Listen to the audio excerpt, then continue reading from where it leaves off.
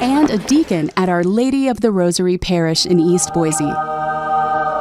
Time now for Cooking with Scripture, as Chef Lou Aaron provides you with the most delicious Bible study you'll ever hear on the radio. Always hit the wrong camera. There we go. I'm never sure it looks as appealing on the camera as it is here. It looks a lot bigger. Lovely. Yes. Yeah. That bowl is almost as big as your head. It's huge. We notice that when I point to the camera, my hand is massive. Sorry. I do have big hands just naturally. I don't know if it's weird how that works. Oh, yeah, that's the same thing with my camera. Well, now that we've freaked everybody out on YouTube, welcome back, Chef. Hello. Good morning. Fine young lady and young man. Young. That's been in the rearview mirror for a long time. What did we bring today? Do we get to guess what this is? Yeah, you should know. This is the third time I've done this in Pharaoh. 8 years. Nope. Not Bulgur. Pharaoh. Nope. Barley. Barley. Barley. Barley. The healthy food. Yes. And it's kind of like All porridge. the barley loaves. Have you heard of porridge? I have heard of porridge. We eat a lot of porridge in my house. Steel-cut oats and quinoa with milk and all of that. It's good stuff. Stick to your rib stuff. Is it an ancient grain? Is it one of the It ancient is grains? an ancient grain. Thousands It's in the and Bible? thousands. Yes.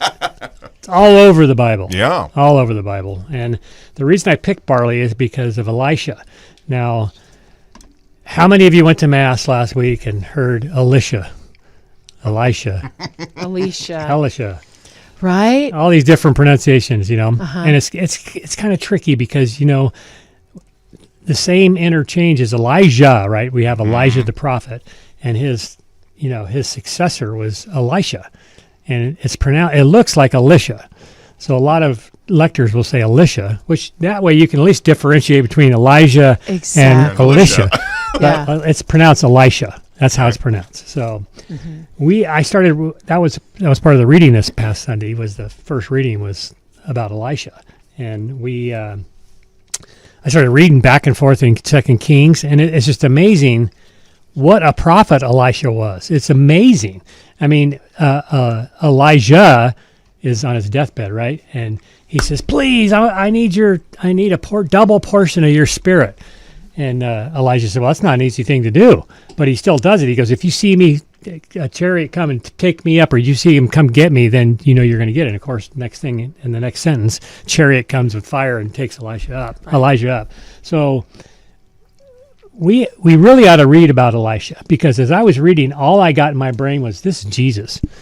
This is Jesus. And it's amazing the parallels of Jesus. And also Elisha doing all these miracles. He did twice as many miracles as Elijah did.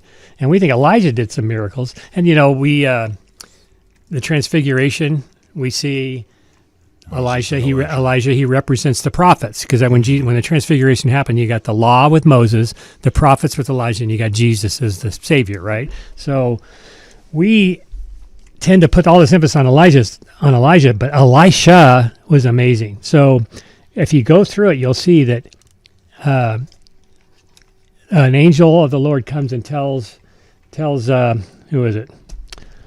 It's a woman. We don't know her name, but she's going to get pregnant, right? So and because she was barren and she needed someone to take care of her, she was not doing good, and she has a baby, but then the baby dies, and she goes, "I didn't ask for this kid, so why did you put me through this turmoil of giving me a kid, and then he's gone?" And Elisha goes and raises him from the dead. Elisha strikes water from the rock. Elisha multiplies the loaves. Elisha does a lot of stuff, and it's amazing as you read it. And it's just like, how the Gospel of Mark, everything is real succinct, and it moves right along.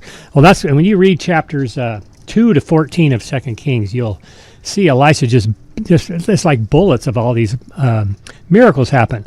And why do we want to see that? Is because it culminates with Naaman.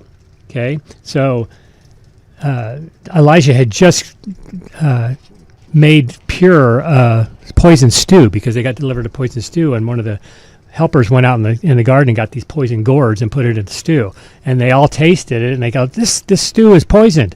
And he grabbed some meal, which I'm assuming was ground meal, and threw it in the pot, and it was pure.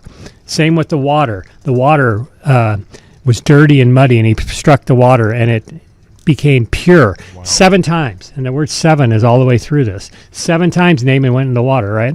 Well, the waters of Damascus were pure already. So that when you picture Naaman, he's got leprosy, right? And he's being told to dip in the Jordan River, and the Jordan River is a muddy, yucky looking river. And he's probably thinking of Damascus and the water there so clear. Why did I come all the way down here to dip myself in dirty water? And it was a big sign. It's a miracle because, of course, he dipped 7 times in the water and he's made clean.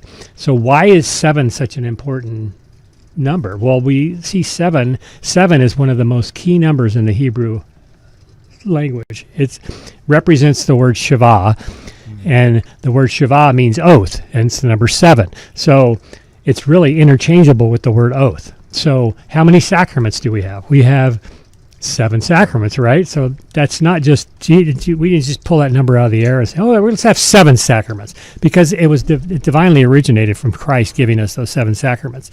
So what does the word sacrament mean? Well, the word sacrament is Latin word. There's two versions of it. There's the Greek version of sacrament and the Latin word. And the Latin word is oath, sacramentum. And it's when military officers would go and pledge their allegiance to Caesar. They would get on their knees and they would do sacramentum. They would swear an oath. So the word for sacrament is sacramentum, which is oath. 7 means oath. Shavah means oath. So we have 7 oaths, right? Yeah. So it comes together really cool. The early church fathers referred to Christ as sevening himself. Now, I've heard that before. Yeah, Scott Hahn uses that all the time. Yeah. He sevened himself. He swore. It almost sounds like a swear word when he says it. Yeah. Seven yourself. Scott Hahn's good at that. Yeah. He's disguising, because there are cuss words in the Bible if you didn't know that. But we just heard it in Romans. The reading in Romans last week was, should we stay in sin now that we've been baptized, right? He talks about how we've been buried with him in baptism and risen to new life with his resurrection, right? Coming out of the water. But he says that the word he says right at the beginning is funny, because he uses it in Romans a lot. And you can tell Paul is trying to get a point across, right? He's like, Romans is really in your face. Mm-hmm. He's telling you the way it is. So he says in 6, what then shall we say? Shall we persist in sin that grace may abound? Of course not. How can we who died to sin yet live in it? Or are you unaware that we were baptized into Christ Jesus, were baptized into his death? Well, the key word there is, of course not. If you go through Romans and you start seeing, of course not, and it's of course nots all through the book of Romans. Paul say, ask a question, and he says, of course not. And Scott Hahn uses that term. It's a Greek word, of course not. It's just one word in the Greek, and it's megenioeto. And it's funny because when you listen to Scott Hahn talking, he puts a story behind it. I don't remember the whole story, but megenioeto is basically Greek for hell no. So every time I see a course not, I'm thinking, hell no. Hell no. Hell no. But shall we persist in sin? Hell no, we shouldn't persist in. So it's funny when you go back and you read the words how relatable the Bible is. Because we don't think the Bible's real. We're like, it's so hard for you to read and blah, blah, blah. But we'll do a little extra effort and go back. It feels softened. Like they'll choose, oh, of course not, instead of hell no, which is really no. what we need to hear. Yeah. No, we need to hear it. And it's the same thing with Jesus when he says, amen, amen, I say to you, or truly, truly. He says that in John a lot. John uses those 2 words, amen, amen. And it's before he really pronounces something that's significant. Mm-hmm. Amen, amen. My flesh is true food. My blood is true drink. Amen. Amen, amen. If you treat one of these little kids, you're going to get in poor way. If you bring them up wrong, you're going to have a millstone around your neck. So when Jesus uses those terms, amen, amen, and truly, truly, it's like he grabs you by the throat. Yeah. Right. He gets in your face and he's screaming at you, you better be listening to me here because this is gospel truth. So when you read the scriptures in that way, you get into the story with them. And that's what I love about reading the Old Testament, especially, people come to me all the time because they know that I love the Bible. So they just say, well, where do I start? And I always say, well, don't start at the beginning. Don't ever start at the beginning, because it's a mistake to do that, because the Jewish people did not put the Bible in chronological order. They put it in the most importance. They put it the law, the prophets, and the law, the prophets, and the writings, and they broke it down, and that's how we kept the order. Because if you look at it, we've got all the major prophets, Isaiah, Jeremiah, Ezekiel. They're all listed first, and then all the minor prophets. We have major prophets and minor prophets. So they put them in the importance of who the prophet was. That's when they put them in the order in the Bible.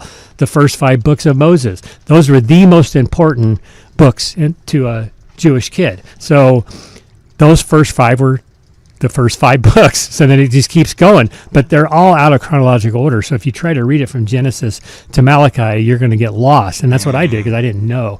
Everything's all over the whack. Right, and they're not linear thinkers like we are. No. It's a lot of circling around and it's like, wait, I heard this story again. We're retelling the story. Why are these people all back? Yeah. Yeah, it's amazing how they did it. And I tell people just to read 8 books and you get the whole context of the Bible. You read 1st and 2nd Samuel, 1st and 2nd Kings, 1st and 2nd Chronicles, Ezra, Nehemiah. Boom.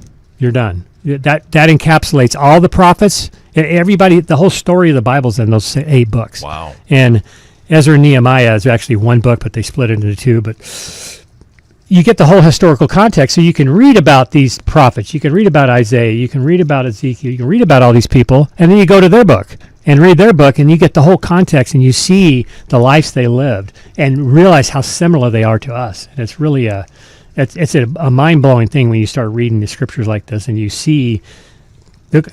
Another thing is the Old Testament with Jesus being everywhere. Right. And we don't think about that when we read the Old Testament. We think it's about the Old Testament and Jesus isn't there, but Jesus is all through the Old Testament. Read Elisha. You're like, this is a precursor to Jesus, just like Elijah was. Yeah. And all of those stories in the Old Testament are like that, where we can say, well, that's Jesus. That's Jesus. So, and of course, Jesus fulfills everything because they were expecting a new Moses, right? So go back and look at the life of Moses. Look at how Christ mirrored Moses' life, mirrored Joseph's life. I mean, he mirrored all these people's lives, but he fulfilled everything, and that's what the new covenant brings. Is he's fulfilling all that stuff in the Old Testament. Elijah multiplied loaves, Elisha multiplied loaves, and who multiplies them the most? Jesus. It's the same exact story. You read it twice in 2 Kings. It's like, okay, we don't have enough bread. Okay, well, and it's the same. Elisha tells the woman that had the baby, he says, I don't have enough money.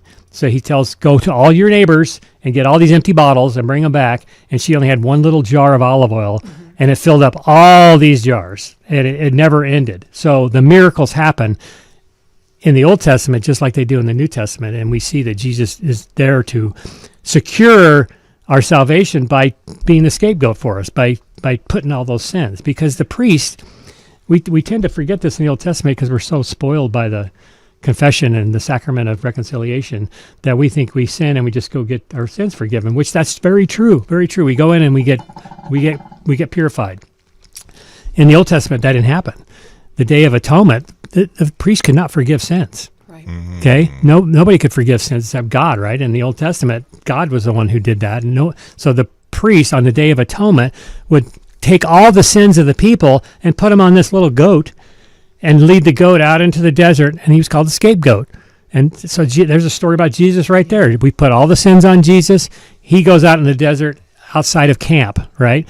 And Jesus went outside of camp to get crucified. So you go back, and it makes the Bible alive. And we tend to not realize that the story is about us. It's just really about us. When I have so many stories in the Bible that, okay, well, that's me. And we have to put our hope and trust in the answers to those problems that we have, because they're all in there too. All these troubles and situations we have, the Bible's got all the answers too. I mean, and we need to realize that it's really a precious gem that can transform our lives if we just take the time to really soak in and read it and read it beyond face value. Right. Go back because it's like you're flying over a city. You can't tell the depth of a skyscraper when you're on top of it. But when you come down and you start landing, you start seeing how tall that skyscraper is. It's the same thing with the Bible. The Bible's very surface. You read it surface and you're not getting anything out of it. You got to go dig. Go dig and you'll be good. Absolutely. Will you leave us with a blessing, please? Yes. May Almighty God bless us in the name of the Father and the Son and the Holy Spirit. Amen. Amen. 4th of July plans? No. Attaboy. That's all right. That is okay. That's going to wrap up this wonderful Wednesday edition of Morning Light. Go to saltandlightradio.com later today and click on the Morning Light page if you missed any of today's show or previous programs. Thank you for watching on YouTube, and I'm pointing in a most polite way this time. Thank you. Like and subscribe. Share it with all of your friends. Download the Salt and Light Radio app before you head out of town on vacation. Thank you to our guests today, Teresa Zapeta, Mark Smiley, Kevin Grant, and Deacon Lou Aaron. Coming up tomorrow, Jim and Mary Ellen Nurse interview a great guest during Vocation Station. Catherine Gardner providing our sacred music segment, and Mary Wax returns to teach us why Catholics do that. So join us tomorrow for a Thankful Thursday edition of Morning Light. St. Maximilian Kolbe. Pray for us. St. Junipero Serra. Pray for us. St. Gabriel the Archangel. Pray for us. We'll see you tomorrow.